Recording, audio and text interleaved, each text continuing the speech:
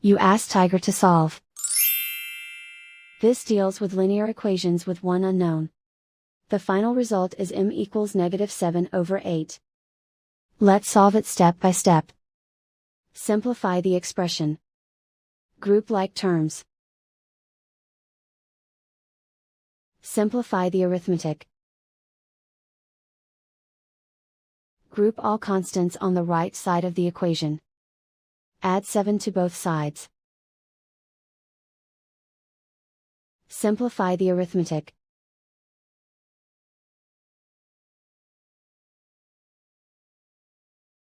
Isolate the m. Divide both sides by -8. Cancel out the negatives. Simplify the fraction.